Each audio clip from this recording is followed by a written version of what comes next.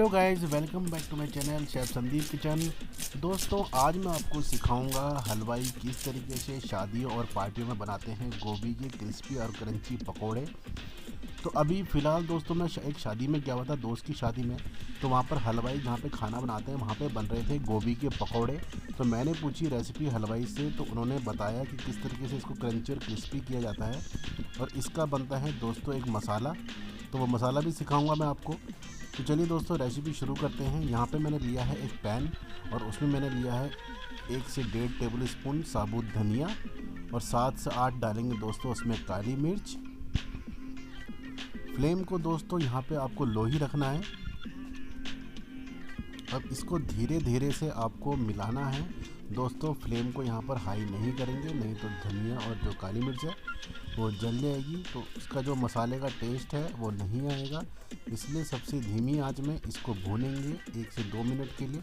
तो बस कोई खुशबू आ जानी चाहिए दोस्तों इसमें। अगर आपके पास साबुत सौंफ है तो आपको साबुत सौंफ इसी टाइम पे ही मिलानी है। मेरे पास दोस्तों पाउडर पड़ा हुआ था, तो मैंने थोड़ा सा इसमें पाउडर कुछ देर बाद मिलाया है। अगर मैं शुरू में ही मिला देता तो सौंफ जो है थोड़ी जल जाती, तो जिसकी जो है खुशबू नहीं आती, तो इसलिए मैंने सौंफ को बाद में डाला है क्योंकि मेरे पास पाउडर था। अगर आपके पास साबुत हो तो आप इसमें साथ में ही इसको शुरू में ही डाल लेना और इसको मिक्स करते जाएंगे धीमी आंच पे 2 से 3 मिनट के लिए। इसको दोस्तों ब्राउन नहीं करना है आपको, बस इसको ऐसे ही भूनेंगे खुशबू आने तक। इसको लाइट गोल्डन करना है बस। तो इसको कर देते हैं साइड में। अब मैंने लिए हैं दोस्तों यहाँ पे ये देखिए गोभी है, तो एक गोभी का फूल लिया था मैंने मीडियम साइज़ का, ज़्यादा बड़ी गोभी नहीं लेनी है। तो यहाँ पर मैंने इसको धो के अच्छी तरीके से साफ़ कर लिया था, जैसे कि आप देख सकते हैं। इस तरीके से छोटे छोटे आपने दोस्तों फूल निकाल लेने हैं इसके। और एक लेना है ये आलू, ये बिग साइज़ का आलू है दोस्तों। इसको मैंने छील के अच्छी तरीके से धो लिया था। तो इसको आलू को दोस्तों हमें करना है ग्रेट। ये देखिए ये ग्रेटर है, तो यहाँ पर ये जो बड़ी वाली साइज़ होते हैं ग्रेटर के, जिससे हम गाजर का हलवा भी बनाते हैं, इस तरफ से ये मोटे वाले जो ग्रेटर के छेद होते हैं, इस तरीके से ही हमें ग्रेट करना है। हमें बड़े बड़े लच्छे निकालने हैं आलू के इस तरीके से। तो इसको ग्रेट करेंगे। अभी मैं आपको बताऊंगा आगे क्या करना है दोस्तों। अगर आप चैनल पे नए हैं तो चैनल को फॉलो कर लीजिएगा, क्योंकि इसी तरीके की रेसिपी मैं आपके लिए लेके आता रहता हूँ।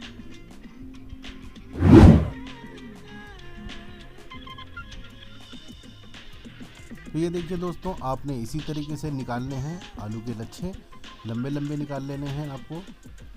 तो आलू के लच्छे यहाँ पे निकल चुके हैं दोस्तों। अब आपने क्या करना है, एक बॉल में लेना है पानी और इनमें आलूओं को लच्छों को डुबा देना है ताकि आलू काले नहीं पड़े।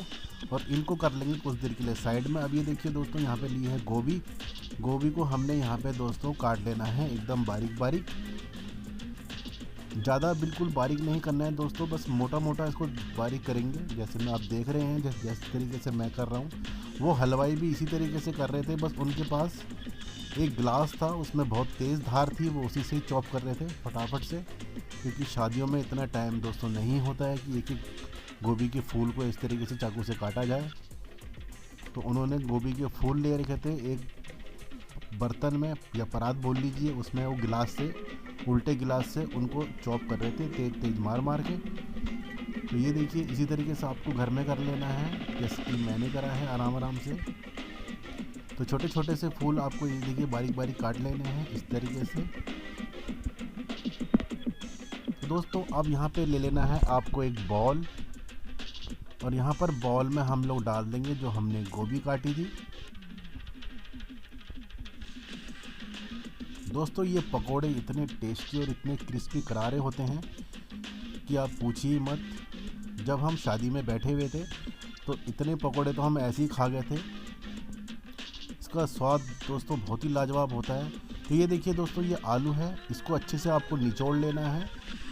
तो आलू के लच्छों को पानी में से निकाल के अच्छे से निचोड़ लेंगे और इसको डाल देंगे गोभी के ऊपर से, जो हमने बारीक बारीक गोभी काटी हुई थी दोस्तों।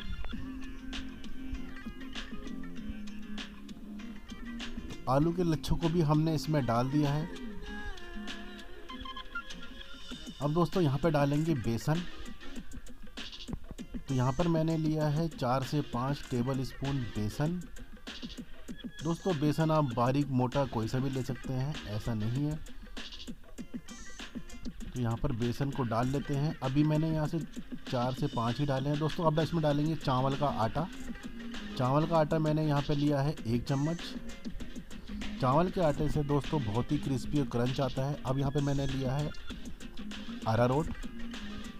अरारोट डालने से दोस्तों क्रिस्पी बनेंगे बहुत ही ज़्यादा पकोड़े, क्योंकि हलवाई ने बताया था कि क्रिस्पी इसी वजह से होते हैं, चावल के आटे से। और अरारोट जो होता है वो पकोड़ों को बहुत ही क्रिस्पी कर देता है। तो अब दोस्तों इसमें डालना है आपको दरदरा कुटा हुआ मसाला, जो हमने साबुत धनिया और काली मिर्च और सौंफ का बनाया था। तो उसको आप आराम से दरदरा कूट लेना। अब इसके ऊपर डालेंगे दोस्तों हरी मिर्च, जितना आपको तीखा पसंद हो। उसके बाद मैंने इसमें ऐड करी है 1 टेबल स्पून मिर्ची पाउडर। अब दोस्तों यहाँ पे डाला है 1 टेबल स्पून साबुत धनिया का पाउडर। स्वाद अनुसार नमक डालेंगे दोस्तों। इसमें नमक दोस्तों इसमें ज़्यादा नहीं डालना है, क्योंकि अभी हमको इसमें काला नमक और बाद में जब पकोड़े बन जाएंगे तो उसके बाद इसमें चाट मसाला भी डालेंगे। तो उसके बाद डालिए इसमें 1/2 टेबल स्पून हल्दी पाउडर और 1/2 टेबल स्पून काला नमक। और दोस्तों पकोड़े में तो अजवाइन डालनी बहुत ही ज़रूरी है, क्योंकि पकोड़े इससे आराम से डाइजेस्ट हो जाते हैं और इससे एक फ्लेवर भी आता है बहुत बढ़िया अजवाइन का। अब इसको दोस्तों मिक्स कर लेना है आपको इसी तरीके से। इसमें दोस्तों आपको पानी अभी नहीं मिलाना है, क्योंकि जो हमने गोभी और आलू मिलाया है और नमक डाला है, उससे गोभी और आलू अभी पानी छोड़ेंगे। तो उसी के मॉइस्चर से इसको मिक्स करना है। ये देखिए दोस्तों, पानी हमने नहीं मिलाया है। ये देखिए, ये आलू और गोभी के जो मॉइस्चर था उसी से मिक्स हो चुके हैं। तो अब दोस्तों यहाँ पे आपको चढ़ा लेनी है कढ़ाई, और इसका फ्लेम करेंगे हम मीडियम पे। तो मीडियम फ्लेम पे यहाँ पे पकोड़े को डालेंगे, छोटे छोटे पकोड़े बना के। शादियों में दोस्तों ज़्यादा बड़े बड़े पकोड़े नहीं होते हैं। आपने देखा होगा जब हम शादियों में जाते हैं तो पहले स्नैक्स सर्व होता है, तो वही वाले दोस्तों पकोड़े की रेसिपी है ये। तो शादी में भी इसी तरीके से वो लोग सर्व कर रहे थे चटनी के साथ। तो पकोड़े डालने के बाद दोस्तों यहाँ पर 1 से 2 मिनट के लिए इसको ऐसे ही छोड़ देंगे। 1 से 2 मिनट बाद इसको किसी करछी की सहायता से इसको हिला लेते हैं, ताकि पकोड़े हम पलट सकें। तो ये देखिए दोस्तों, पकोड़े यहाँ पर अच्छे से ब्राउन हो चुके हैं। तो इसको अभी निकाल लेंगे। अभी ये फुल डन नहीं हुए हैं दोस्तों, क्योंकि हमें इसको बाद में फुल फ्राई भी करना है। अभी इसको हमने हाफ फ्राई किया है। तो बाकी बचे हुए बैटर को भी इसमें डाल लेते हैं। तो ये देखिए, यहाँ पे भी मैंने बचे हुए पकोड़े का बैटर जो डाल लिया है। तो दोस्तों 2 से 3 मिनट रुकने के बाद आपने क्या करना है, फुल फ्लेम पे रखना है ऑयल को, और पकोड़ों को यहाँ पे डाल लेना है फुल फ्लेम पे। हलवाई ने भी ऐसे ही किया था, कढ़ाई भर के तेल में फुल फ्लेम पे सारे पकोड़ों को डाल दिया था। उसके बाद दोस्तों इतना गजब का टेस्ट आया था उनका, और इतने क्रिस्पी क्रंची हो गए थे कि पूछिए ही मत। अभी मैं आपको दोस्तों दिखाऊंगा ये कितने क्रिस्पी और क्रंची हो जाते हैं। तो पकोड़े बनके बिल्कुल तैयार हो चुके हैं यहाँ पे। तो पकोड़ों को निकाल लेते हैं एक प्लेट पे। तो शादियों पार्टियों में भी इसी तरीके से स्नैक्स बनाया जाता है। तो इनको निकाल लेते हैं प्लेट पे दोस्तों। आवाज़ आप सुन सकते हैं, अभी मैं आपको आवाज़ सुनाता हूँ, ये कितने क्रिस्पी और क्रंची हैं। ये देखिए दोस्तों, रेसिपी अच्छी लग रही हो तो लाइक शेयर कमेंट जरूर करना दोस्तों। इसी तरीके की वीडियो मैं आपके लिए लेके आता रहता हूँ। चैनल पे नए हो तो चैनल को सब्सक्राइब कर लेना। ये देखिए दोस्तों, कितने क्रिस्पी और क्रंची हैं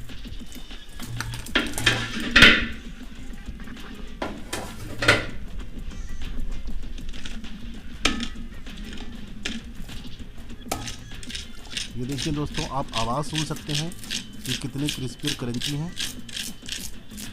तो आप भी इनको एक बार ज़रूर ट्राई कीजिएगा। रेसिपी अच्छी लगी हो तो लाइक शेयर कमेंट जरूर करिएगा दोस्तों, क्योंकि इसी तरीके की रेसिपी मैं आपके लिए लेके आता रहता हूँ।